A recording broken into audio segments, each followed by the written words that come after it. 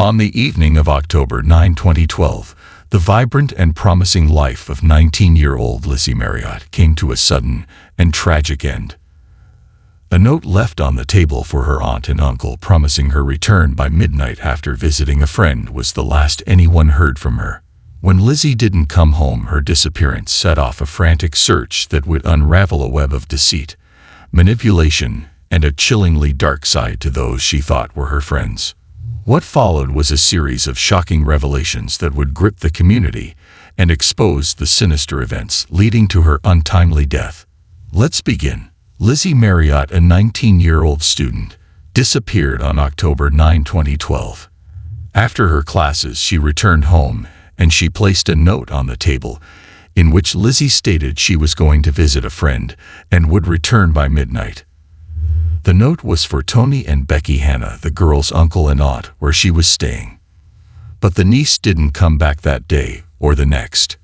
Her vehicle was later discovered in the university parking area. It appeared as though the girl had vanished into thin air. The girl went missing, and after a while the search began for her. The girl's candor and friendliness turned against her as the police learned of the graphic circumstances of her death. Tony and Becky cannot dispute the fact that their niece grew up to be a full-fledged family member. During her time at the University of New Hampshire, Lizzie moved in with them to save money on accommodation. Because of her great affinity for marine species, Lizzie decided to pursue a career in marine biology. She left her Massachusetts-based parents, Bob and Melissa Marriott, and she moved to Chester in the fall of 2012. Despite being 2 hours' drive apart, they continued to communicate frequently. The girl was a sweetheart. She was lovely and kind, which won everyone over.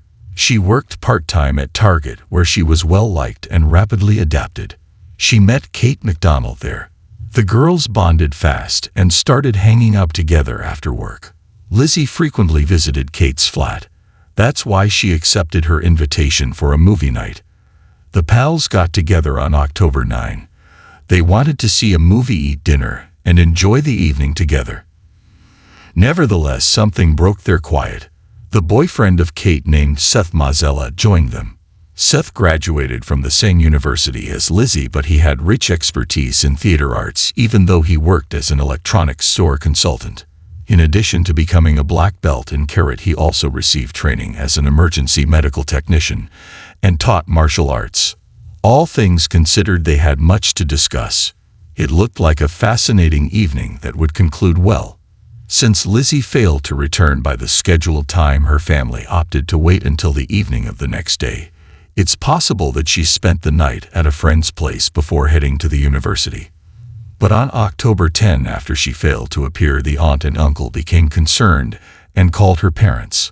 Following the unsettling information, the father and mother hopped in the car and drove to Chester. They reported their daughter's absence on the way, and in addition to the police and family, friends of the girl joined the search. The first step in the investigation was questioning everyone who knew her. Regretfully, the family members were unaware of Lizzie's whereabouts. Nonetheless, this information was established because of her pals. Friend Nate McNeil indicated Kate McDonald, saying he knew where she might be. He added that when he asked Kate if she had Lizzie, she replied negatively. The man's statements were noted by the detectives, who then began reviewing the fresh data. In the meantime, it was discovered that Lizzie's phone was off and her bank accounts were empty. Her automobile was discovered at the same time when Bob and Melissa Marriott issued a $10,000 prize for information leading to their daughter's location. Through speaking with Lizzie's friends and coworkers, investigators discovered some fascinating facts about Kate. Her partner and she were not the public figures they attempted to appear to be. Lizzie and Kate's friends reported that the girls had been hanging out a lot lately.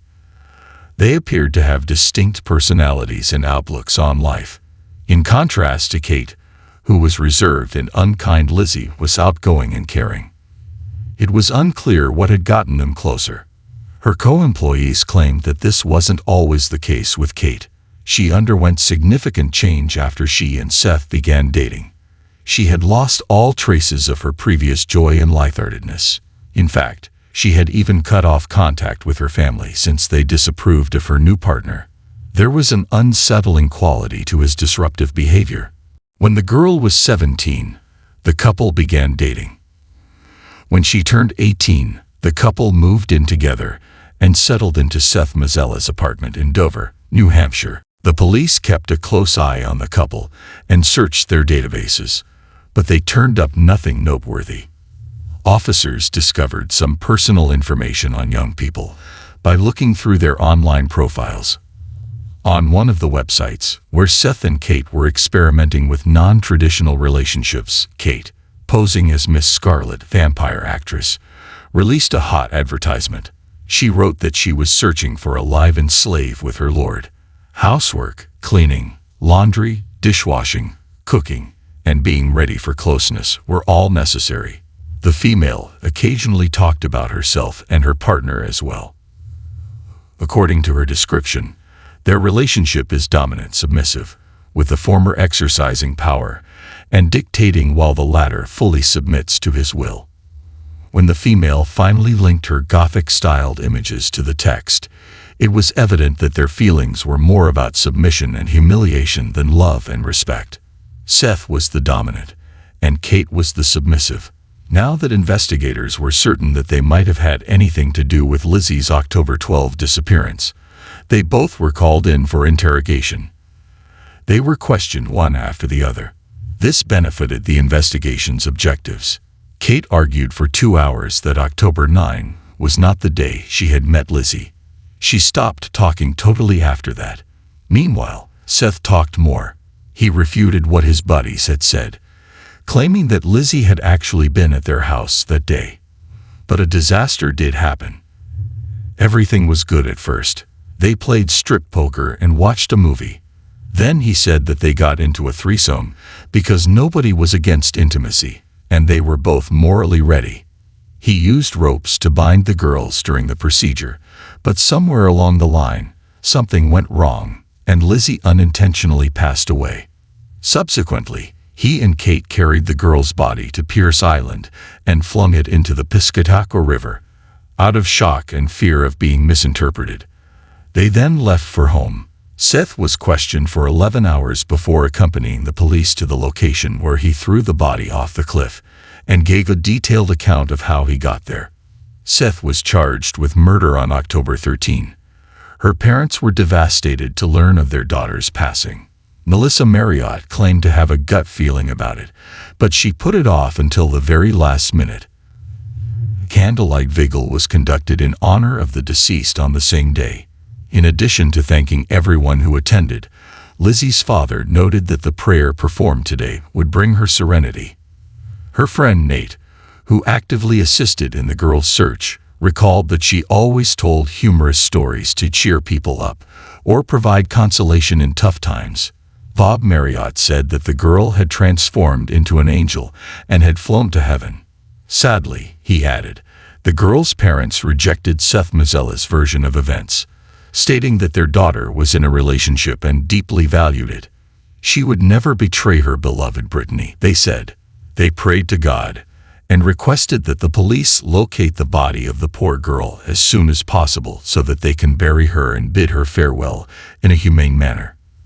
Every day, the quest continued. Authorities were assisted by volunteers, and a private investigator was involved in the case as well. But the river that ended up becoming Lizzie's last resting place is prone to violent ebbs and flows. Within Seth Mazzella's flat and beyond, a search was conducted. It is important to note that the young couple's home was disorganized and unclean. Everything was in disarray. Investigators also discovered that Seth had a fascination with occultism and black magic. Since the flat did not contain any evidence, forensic specialists looked around the neighborhood. A bag of personal items they owned was discovered in one of the trash cans. Men's underwear, a sweater, and black leather gloves were among them. The examination revealed that the sweatshirt belonged to the dead and was identified by her family, and that the underwear included DNA evidence from Seth and Lizzie, confirming the closeness of their relationship. What purpose did leather gloves serve on this list? Why discard it along with the rest of the evidence if it's a love game accessory? It seems that not all of Seth Mazzella's statements were accurate, but Kate said something to support it. On October 17, the girl broke her silence and revealed what had transpired. She acknowledged that on October 9, when Lizzie had visited her, Seth had also joined them. Initially, the trio watched a film and thereafter engaged in a game of strip poker.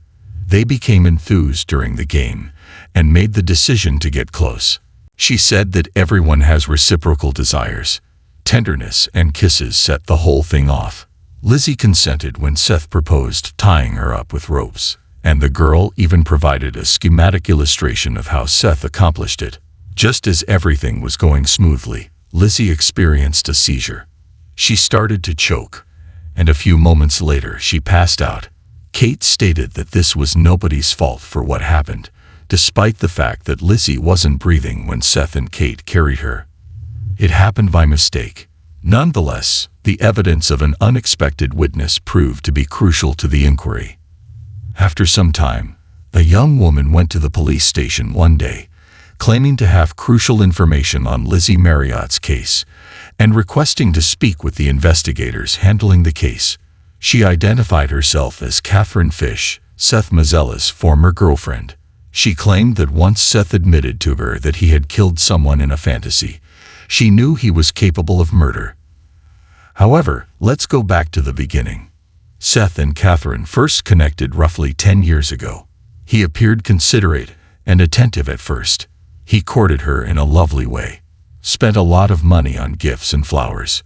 The girl fell in love with the charming young man right away, but she found out during their first sexual encounter that he was interested in sadomasochism, which is deriving pleasure, often of a sexual nature, from the infliction of physical or psychological pain on another person or on oneself or both.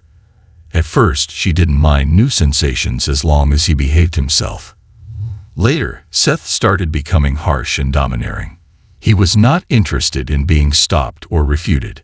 He occasionally told her about his ideas and fantasies. During one such talk, Catherine learned a horrifying confession. It dawned on her then that he might be harmful.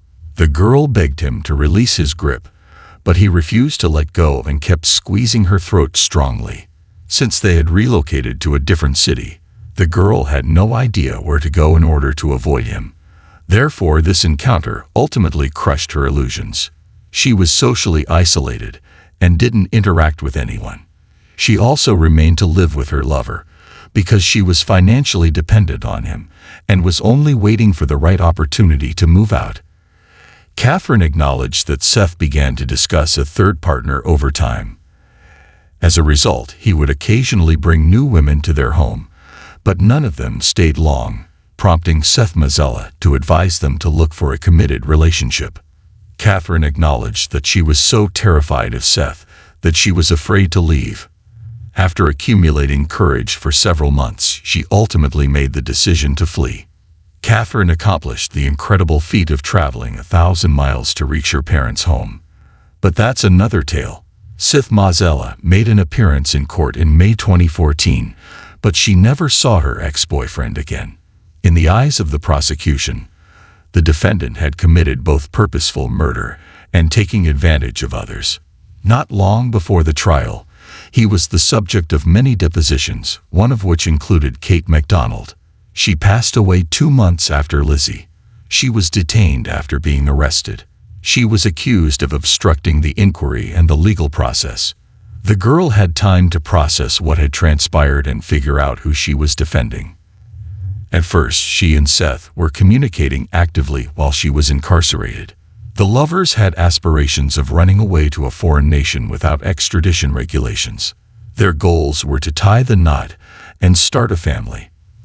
However, there was a problem with their escape strategy. Seth convinced Ryan Bachman, his soon-to-be freed cellmate, to grant him access to his bank account in the winter of 2012. Bachman was expected to take out cash. He uses it to purchase narcotics and then sell them to raise the initial investment. They intended to purchase a boat, 2 cars, explosives, and guns with this sum of money. but Seth made the decision to spend the cash on himself. In addition, officials were made aware of the plot.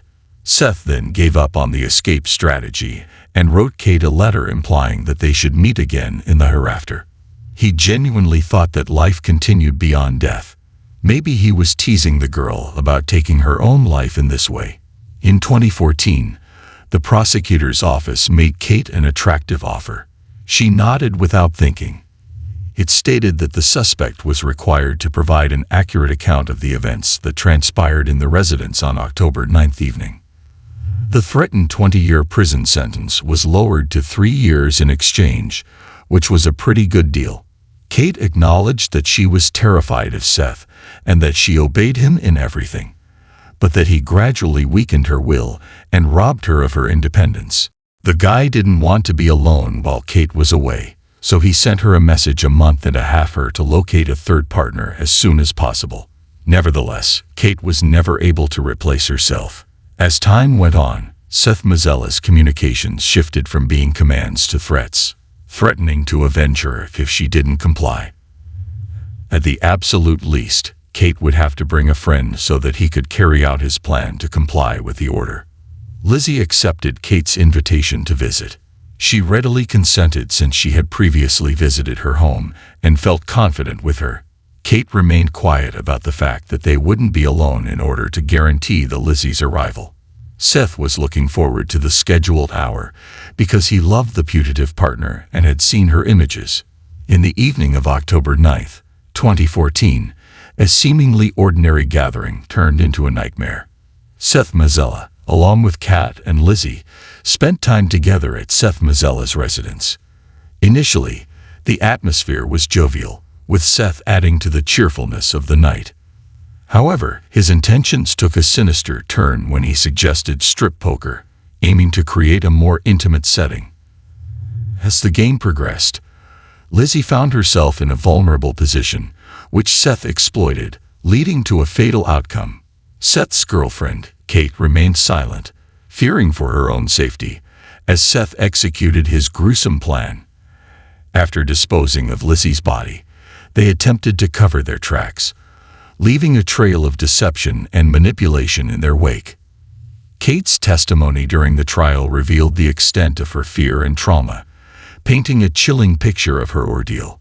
Throughout the legal proceedings, Seth's defense attempted to downplay his actions, citing Lizzie's death as an accident and portraying Kate as a victim of Seth's manipulation.